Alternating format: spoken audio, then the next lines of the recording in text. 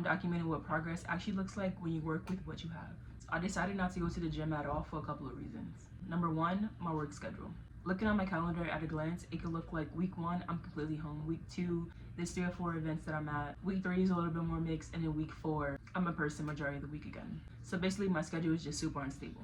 Number 2, the weather. I enjoy the comfort of my own home. I do not really like to be outside, and the code is definitely going to sway me to stay in the house. But I don't even know if that's all that true, because number 3 is inconsistency. Even when it is on my side and I could go walk to the gym, I still wasn't doing it. I have been inconsistent probably for the last 2 years. Maybe even 3 if I'm being real with myself. And then lastly, number 4, which is mental load. It kind of feels like mental gymnastics when you're trying to figure out, okay, this week I can go to the gym 3 times, and then the week after that I go to the gym 1 time, and then the 3rd week I go to the gym 4 times. Mentally, it's a lot trying to figure all that out, and I'd rather not do that. On my journey so far, anytime I've had barriers like that, that has absolutely prevented me from making progress. And I'm trying to make some progress. It's not that the gym doesn't work, it just doesn't work for me right now. And that's okay, because I'm in my pivoting ever. If that doesn't work, pivot, try again. I'm emphasizing my height in this challenge because it's hard enough for tall women at the gym, so just imagine what it's like at home when you have less access and so much weight. The conversation is a little bit different for tall women. Simply put, our limbs are longer, body changes are less visible on us and a lot slower. We just have to have different expectations whether we're working out in the gym or at home. From my experience, progress can look a little slower when you're tall, even when things are working, so I want to emphasize that.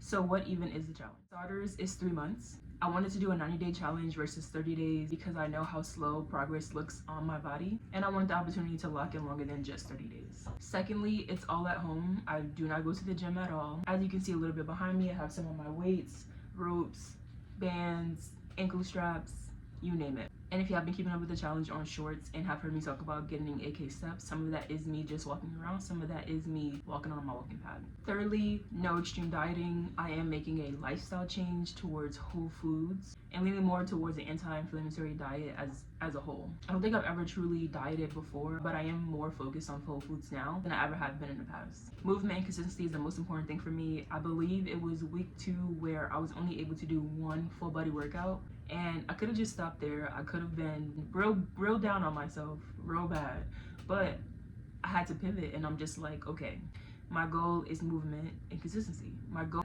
was never 5 workouts a week. My goal has always been consistent movement to help support my goals, and that's what this challenge is about.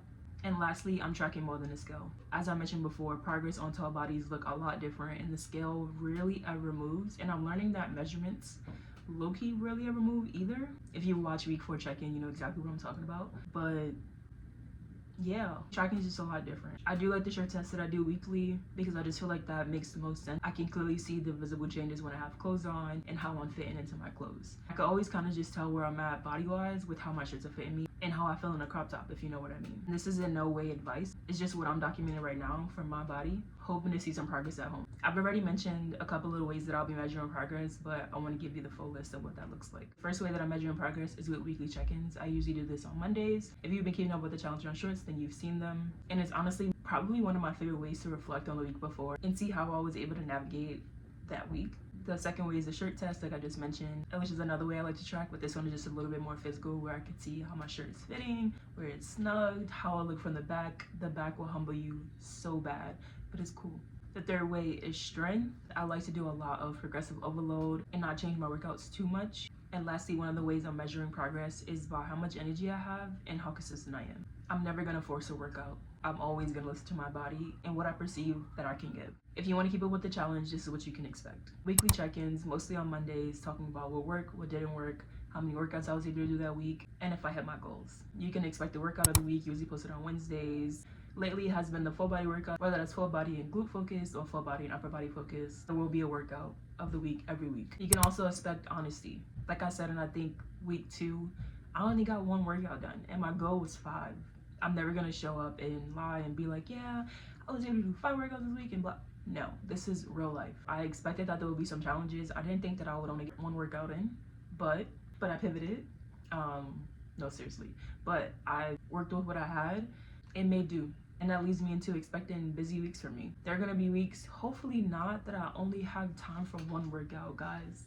But you can expect me to be vocal and honest about having a busy week, but also just sharing that life is gonna happen, but I'm still on it. working, pushing towards my goals. And you could absolutely expect the series to go the full 3 months, 12 weeks, 90 days. I will not be quitting. I am not a quitter, and I do not quit when things get hard. So, if you're tall and the gym just isn't realistic right now, you're welcome to follow along. If you're not tall and the gym just isn't realistic right now, you're welcome to follow along. If you are in the gym and just curious about what progress could look like at home, you're welcome to follow along. I encourage you to follow along. And I keep mentioning some videos that are already out, so I'm gonna link the playlist somewhere on top, but probably right here. I hope that you like this video, hit that subscribe button, and even leave a comment or something like, I just started from the beginning and watched all the videos in the playlist. That would be great. But we are at the end of this video. Thank you so much for watching. If you have any questions, please feel free to ask, and I'll see you in the next one.